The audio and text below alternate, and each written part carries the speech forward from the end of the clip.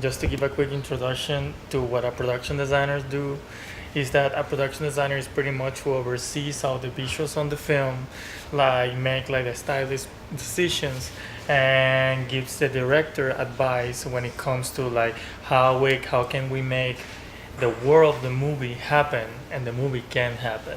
So we have a bunch of conversations about what colors are, what is the color palette for the film, like what kind of prop we should do, like what kind of house we're looking for, like if, we had like this scene where like one of the kids is like stepping on a camera or something like that, what kind of camera he's gonna be using, and pretty much it's like decisions that are like pretty small but are very important in the execution of the script.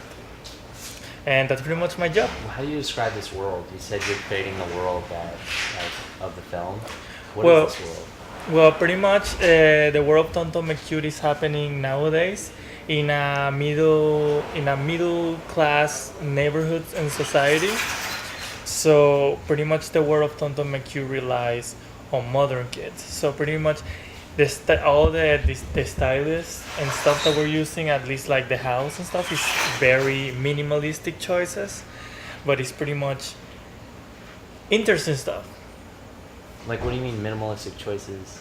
Well, I mean, minimalistic choices is like pretty much we decided to not take this production into like a studio production. Studio production, if you don't know, is pretty much when we develop the whole world of the movie happening from scratch. We like get a big crew, we get all the materials that we need, and we build whatever we want in our minds.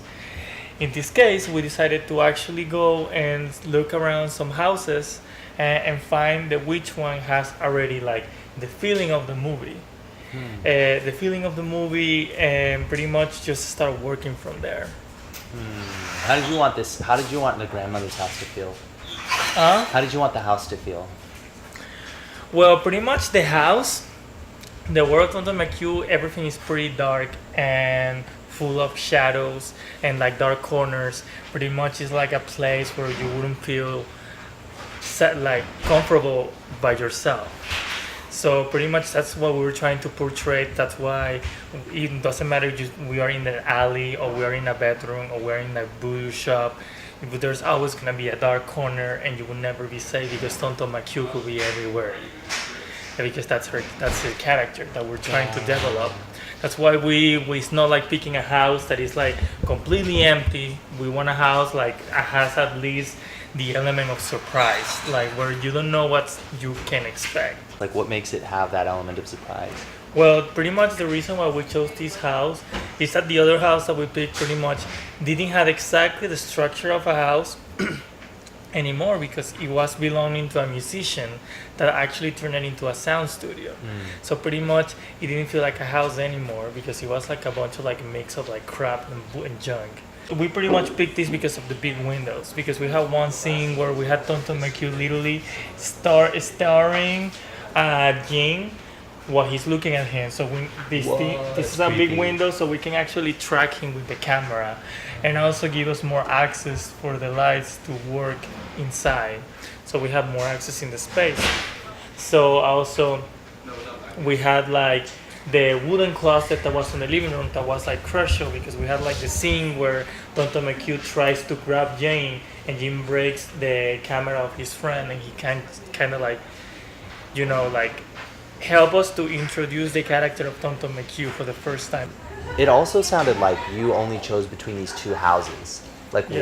why only between two? The other was an obviously wrong choice. It's a studio, so now this is all you're left with. But it still worked. Was that just luck, or was that why only two houses? Well, pretty much everything relies on the pre-production progress that we had. It was a little bit messy because we had to like deal with a bunch of like budgeting problems. So pretty much our choices became like less tighter, because of course there's gonna be a house that is gonna be much better than this probably. But the thing is that when we're doing like a student production, a low budget stuff, we kind of had to be and think outside of the box and don't worry too much about the space and just trying to complement the space with what we have. So like this house, the only reason why we choose this is because of the wood. It's not because of the laminated wood on the walls. It's not. It's the only reason why It's we the choose only this reason. house. Okay. Yeah, because the other place didn't have like anything close to what we're looking for.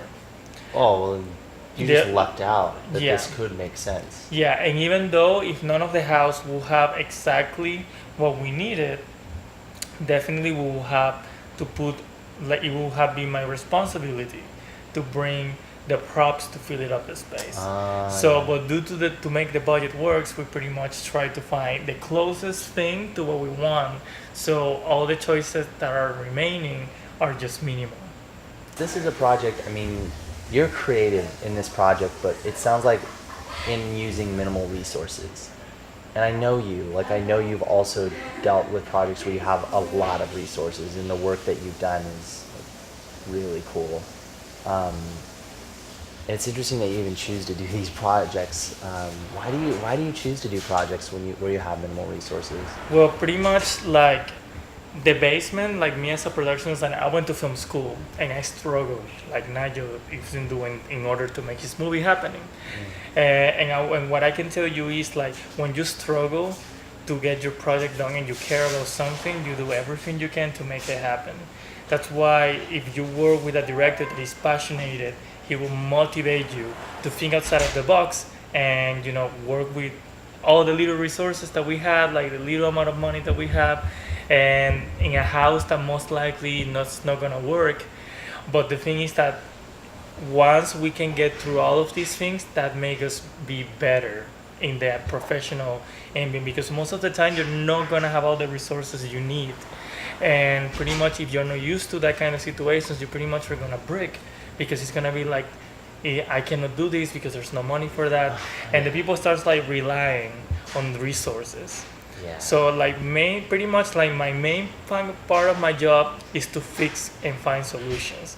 Like, hey, I want to have a closet and the house doesn't have a closet. So I can come up and tell him something like, hey, we can definitely go and rent a closet and we can get any closet you want.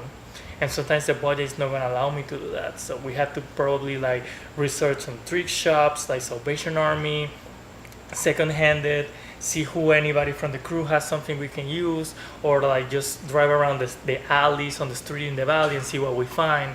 And it's kind of like interesting process, because even though it's like stuff that, because by the end of the day we're not gonna find exactly what we want, we're gonna be able to then, with everybody collaborating with each other, to make it happen somehow. Like basically in this business you cannot say no. You cannot just say no, Nigel, you're not gonna have it. You definitely just need to be positive and just think that you always can find a solution for it. Yeah. And then if you cannot do it by yourself, your crew is gonna support you and it's gonna help you achieve it. Yeah. And there's some shoots where like I see some people like, hey dude, that's your problem.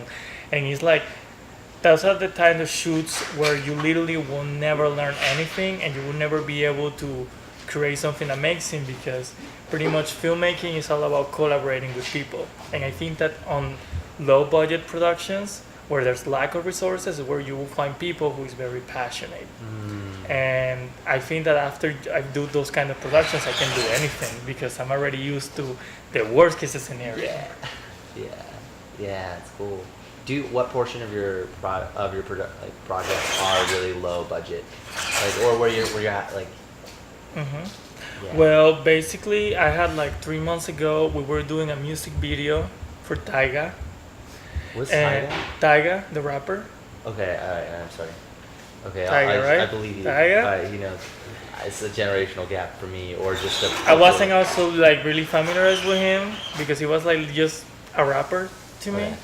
I wasn't even sure exactly who he was, but basically he wanted to build a dungeon where he was gonna be like sitting in a Victorian chair, like drinking coffee, or like I think it was a glass of wine, and he was watching TV. And then I said, okay, definitely we can do this. And he told me, hey, I want to do it on a stage, and I want to build a dungeon from scratch. And I was like, damn man, you get it. And then I started like doing my rough budget, and everything started going already like over 3,000, 6,000. And then, I was like, okay, I'm gonna try to bring it down a little bit before I send it because I'm sure that I'm going pretty high. And then when I sent him the budget, he's like, "Ooh, Brian, I don't think we're gonna be able to do this. Our budget is very limited right now, and we pretty much only had like $200." What? And then I was like, "So you want me to build a dungeon from scratch, and get a Victorian chair, a TV, and whatever else you're drinking for $200?" And he was like, "Yes." And I was like, "Okay, we're gonna have to talk about this." Because of course, as I tell you, we cannot say no. Yeah, You have to find a way to make it like happen somehow, because I'm not a negative person. And so I was, okay, we're gonna be able to make it, but we're gonna have to make some decisions, and we're gonna have to like minimalize a little bit, because I would love to give you what you want, but sadly the resources are not what I was expecting to. So he said, okay, perfect. So we meet another day. Then I met with like the producers and stuff, and we're talking about money. Like, okay, so we have $200. We can definitely find furniture if we go to like places like Thrift Shop, Habitat for Humanity, Salvation Army, and then we went there and we found a Victorian chair, red velvet Victorian chair for $25. Whoa. So that was one problem less. Then we were looking for TV, and I was reaching out to some of my friends because it's good to have friends production designers because they have all their stuff. And my friend Giorgio, he has an old TV in his storage, and he told me, hey, okay, go ahead, you can use it. So that was two problems left. And then we had like the main thing. Now how can I make a dungeon happen? So I talked to one of my friends. He recommended me this place that is called Echo Set. An Echo Set is basically a place where they recycle sets from other productions and they give it away for free. So we went there and we got an appointment. One of my friends happened to work in there. Her name was Maddie, and she said like, "Hey Brian, I'm gonna get you an appointment to come ASAP." And we went there and they had like flats. They had like, because EcoSet is like a private organization. They mainly work with Target. So every time Target has like an event or commercials or productions, they send all the stuff that they use from the set to them. So they had like the walls, they had like the support for the walls, they had the door, they had the bars. And then when we asked them, hey, how much is all this gonna be? It's for free. And then basically we made it happen. We had like, I think like $55 left that I spent it in paint and brushes, and we had to reuse brushes, but you made it. You still had like $80 left that you gave back to them. Wow. Yeah, I had the video if you want to see. I always do my own time lapses when I'm building, because some of the people, because I mean in the beginning it was like, okay, I see some mistakes in there, but there was a point where I finished building the locations from scratch, and they would tell me, Brian, that looks like an actual place. I don't believe you. And then I had to take a picture because they most of the time don't believe that I built it. Yeah, you showed me that Japanese restaurant, and I was blown away that you built all of it.